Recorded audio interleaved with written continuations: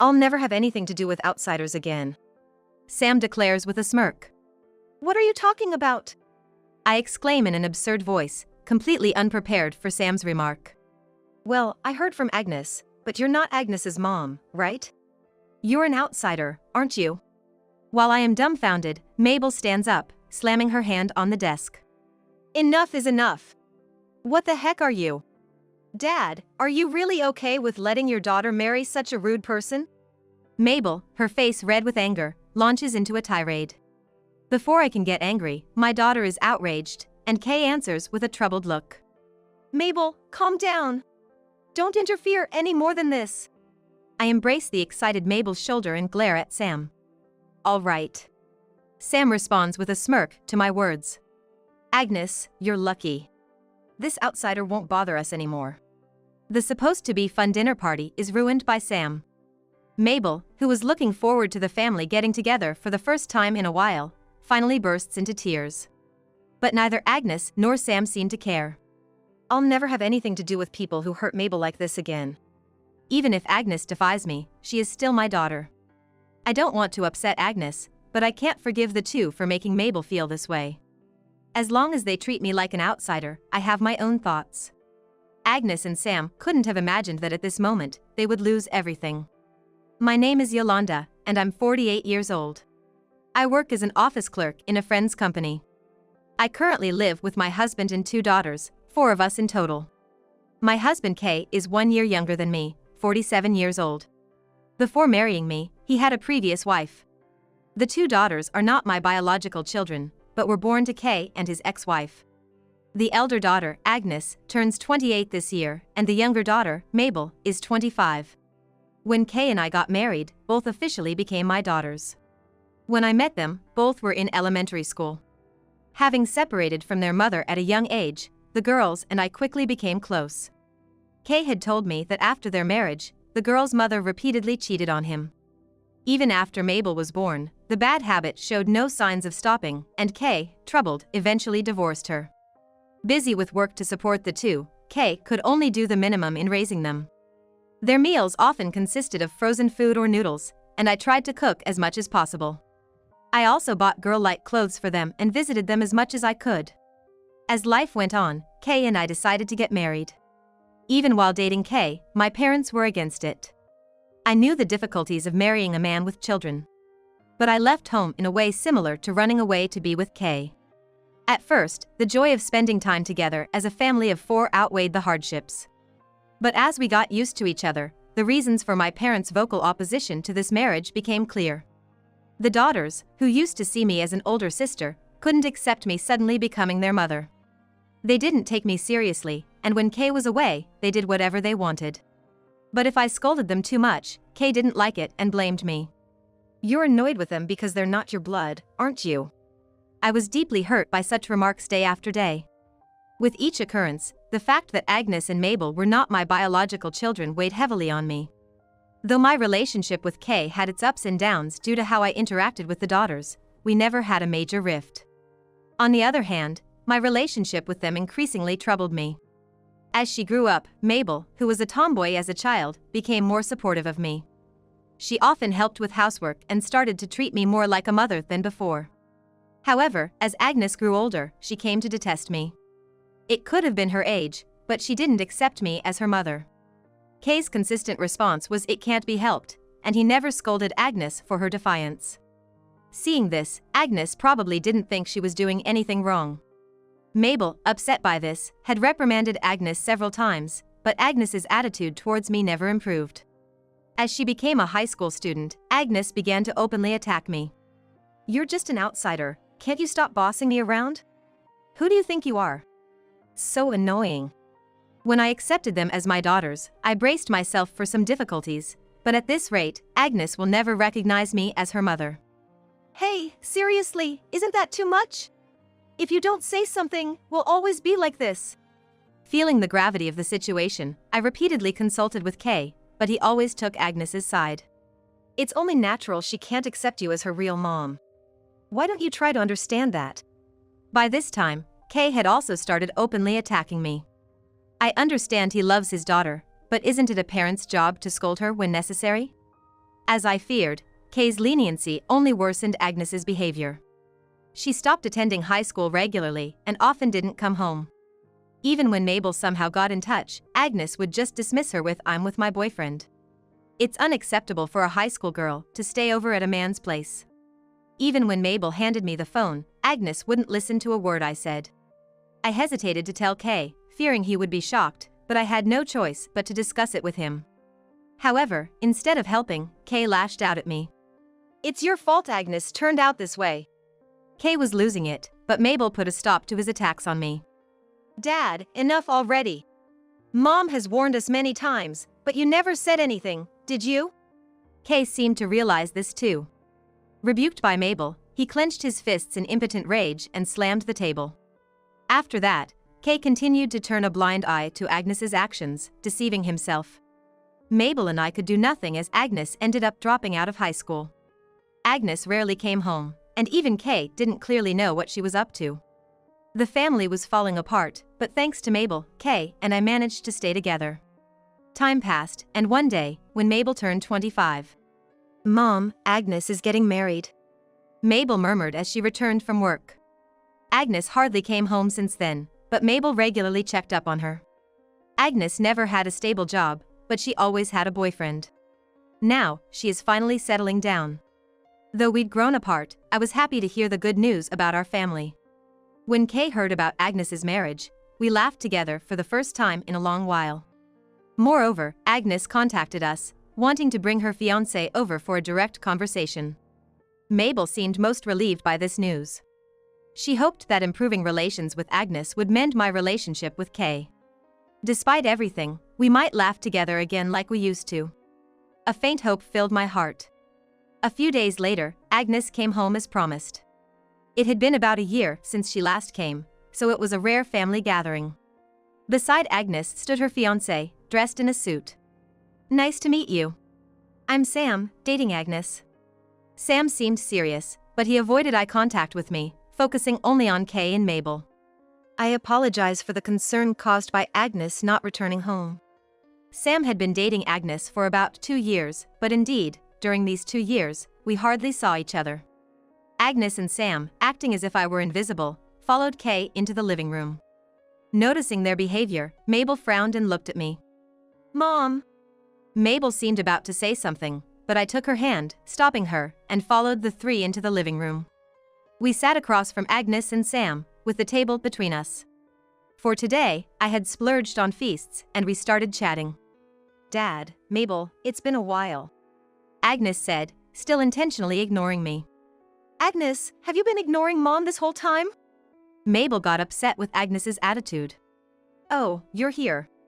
Agnes laughed artificially, and Sam, sitting next to her, joined in. Mabel was about to say more, but I stopped her. Mabel, let it go. Mabel's mouth moved as if to say but I cut her off. "Anyway, we're here today to discuss with Dad." As if our exchange hadn't happened, Agnes turned to Sam. Urged by Agnes, Sam straightened up and spoke. I apologize for the late greeting, but I will be marrying Agnes. I promise to make her happy. Sam looked earnestly at Kay as he spoke grandly. Despite her being this way, I hope you'll be kind to her. At Kay's words, Agnes and Sam joyfully held hands. Actually, there's something we want to say. Agnes prompted Sam to continue. We will have nothing to do with outsiders anymore. Looking directly at me, Sam stated this with a smirk. What? What are you saying? I exclaimed in disbelief at this unexpected remark. Even if it was a joke, it was beyond an acceptable level. Well, I heard from Agnes, you're not really Agnes's mom, right? You're an outsider, aren't you? Sam seemed to be enjoying my reaction. Just when I thought our crumbling family might be mended, that hope was cruelly shattered. I was speechless for a while, just comparing the faces of Agnes and Sam. Then, seemingly unable to bear it any longer, Mabel stood up, slamming her hand on the desk. Enough is enough. What are you even saying? Dad, are you really okay with your daughter marrying such a rude person? Mabel, her face red with anger, burst out. Before I could get angry, my daughter was already outraged, and Kay responded with a troubled look. Mabel, calm down. Don't interfere anymore. This was the first time Mabel was reprimanded by Kay for taking my side. I embraced the excited Mabel and glared at Sam. All right. The three of them exchanged glances at my words. I'll have nothing to do with people who hurt Mabel anymore. As I declared this, Kay looked a bit troubled, but Agnes and Sam burst out laughing. It's not like we're hurting Mabel, but okay. You won't be invited to the wedding, Agnes said, and Sam nodded. It's unthinkable to invite irrelevant outsiders to our special day, Sam said, having meals. Mom, it's okay. I don't want to see these people anymore, Mabel said tearfully. Agnes is dear to him, but for Kay, Mabel is also an important daughter. Mabel, don't say that. Kay stood up, disturbed by Mabel's tears, but was stopped by Agnes. Dad, let it be. Just ignore it. Kay, offered a drink by Sam, reluctantly picked up the glass, still concerned about us. I spoke to Mabel and left the living room. Mabel continued to cry, clearly shocked. The chatter of the three continued in the living room, but Mabel and I got ready and left the house. I took Mabel to my parents' house, where they had been quietly watching over us since my marriage to Kay. It felt wrong to turn to them only in times of need, but they were the only ones I could rely on now. Sorry for visiting you suddenly. My parents, surprised to see Mabel and me after so long, welcomed us with smiles. Seeing Mabel's continued tears, my mother seemed deeply pained. After explaining the situation in the living room, both my parents urged, "Stay here for a while." Mabel wanted this too, so we gratefully accepted their kindness. Kay kept calling, so I sent a short message to reassure him of Mabel's safety. Despite scolding Mabel at that moment, it seemed he was still worried about his daughter. Mabel, feeling betrayed by Kay siding with Agnes and Sam, couldn't forgive him. "I don't want to talk to Dad," she said, with no intention of returning home. While Kay was away at work, Mabel and I packed our belongings and moved them out. We decided it was best to live apart for a while, even if we didn't divorce. Although Kay didn't apologize to me directly, it seems he was reflecting on Mabel's attitude. However, it also appeared he had no intention of blaming Agnes or Sam. As time passed, the date of their wedding was set, and the day arrived. Mabel, having been begged by Agnes and Kay, reluctantly agreed to attend the ceremony. Mom, I really don't want to go. Mabel kept complaining until the last moment, but I persuaded her. They said they would have nothing to do with outsiders, right?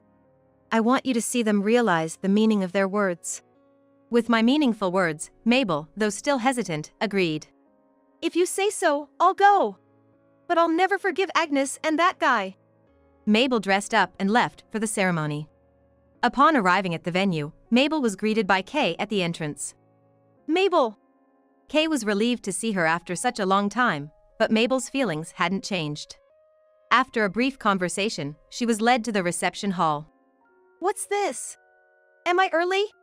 Entering the hall, Mabel exclaimed in surprise, looking around. Mabel had planned to arrive just in time for the start of the ceremony to avoid talking to Agnes and Sam. Checking her watch and the invitation, there was no mistake, it was 5 minutes before the ceremony was due to start. Yet, the venue was sparsely populated, even though it was only 5 minutes to the start. The bride's side, with fewer relatives, company associates, and friends, had some relatives I had met a few times.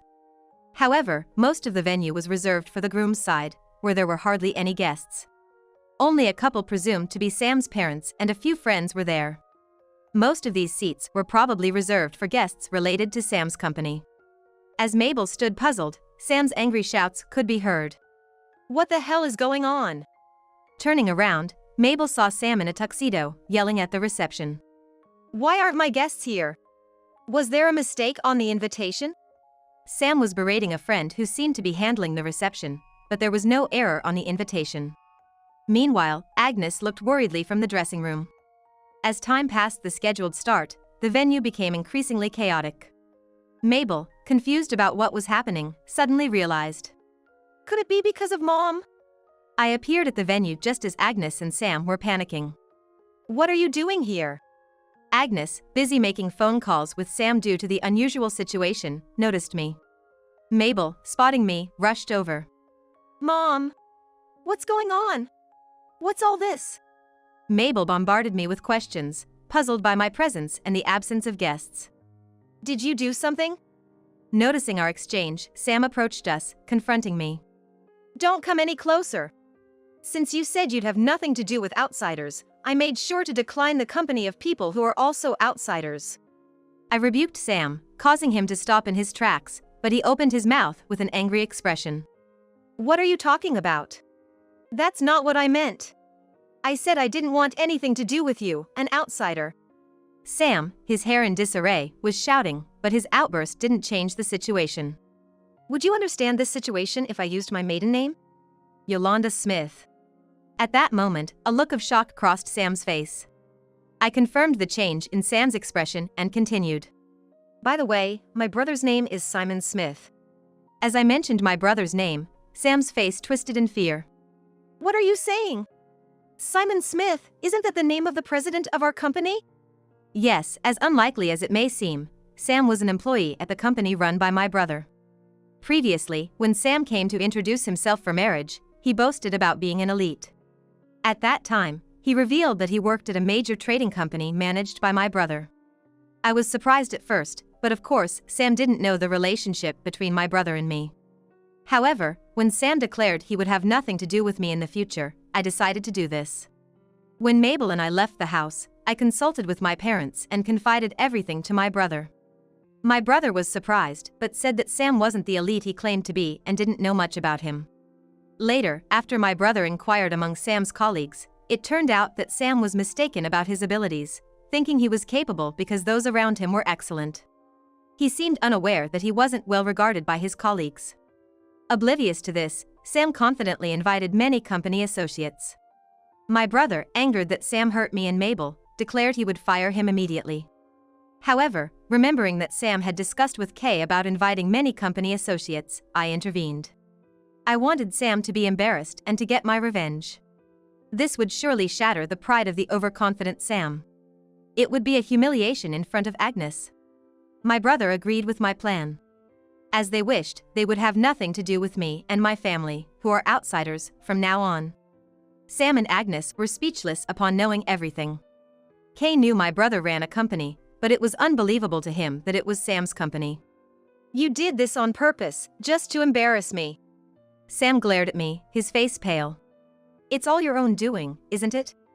Looking down on people, hurting them, and now what are you saying? I raised my voice at Sam's victim-like tone. I really didn't want to do this. Neither my brother nor Mabel wished to ruin the future of Agnes, my daughter. Tears naturally started to flow as I thought about it. Mom. Mabel gently placed her hand on my shoulder, filled with unresolvable feelings. Yolanda, leave the rest to me. I turned around at the sudden voice to see my brother standing there. Boss. My brother glanced at Sam, then addressed Agnes. Do you remember me? You may think of me as a stranger, but both Yolanda and I have always cared deeply for you. My brother continued with a sad expression. It might have been Sam's words, but you have your responsibility too. As an adult, you must bear that responsibility. Agnes, still in her wedding dress, looked downcast. Sam, needless to say, you'll be leaving the company. Being a company-initiated resignation, you'll struggle in your job search with this fact. As my brother said, Sam would be questioned about his reason for leaving in future job interviews. The crime he committed this time would haunt him for life. And given Sam's high pride, it's hard to imagine him being fired without consequences. No way! Am I getting fired? Sam seemed to have lost his grip on reality, repeating the same words like a broken record. Sam! Agnes frantically shook Sam's body, but he collapsed weakly on the spot. Kay watched silently, saying nothing. Afterward, he neither complained to me nor blamed me. The venue turned into chaos due to the commotion, and neither Agnes nor Sam was in any state to continue the ceremony. I apologized to Sam's parents and friends and explained the whole situation. I thought Sam's parents would blame me and my brother, but they were furious at their son's actions and repeatedly apologized to me and Mabel. In a semi-hysterical state, Sam wept and desperately pleaded. After consulting with Sam's parents and Kay, we decided to cancel the wedding due to the disturbance. While we were busy, Sam never regained his sanity. Days after the wedding, Mabel and I had been staying at my parents' house.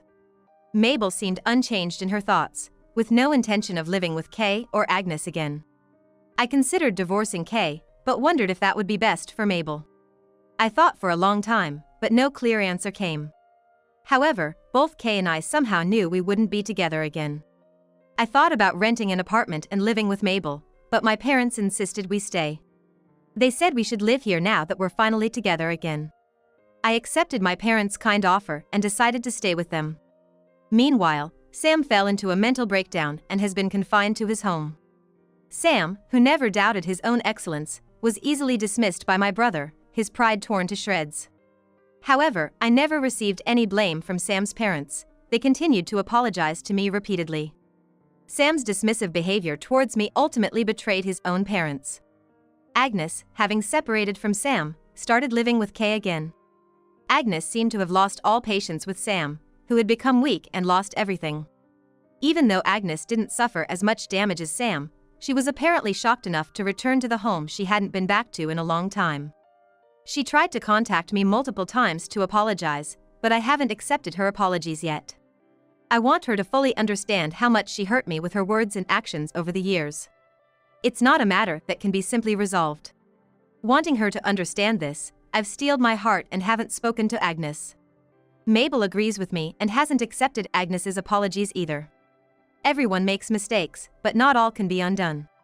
I hope Agnes, who must have had her own struggles, truly reflects on the pain she caused Mabel and me. A few months have passed since Mabel and I started our new life. There has been no progress in my relationship with Kay.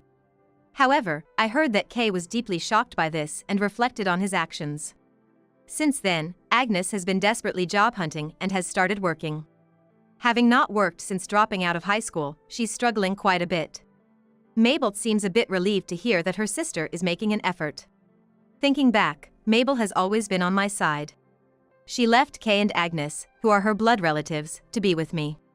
I felt it when we lived as a family of 4, but now I truly realize its value. Mabel has grown close to my parents and often helps them. Seeing my parents' smiles, which I hadn't seen for a long time, makes me happy. Though I can't live with Kay and Agnes anymore, I'm satisfied with this new life. I vow to always cherish Mabel, who has always supported me, and my parents, who warmly welcomed us.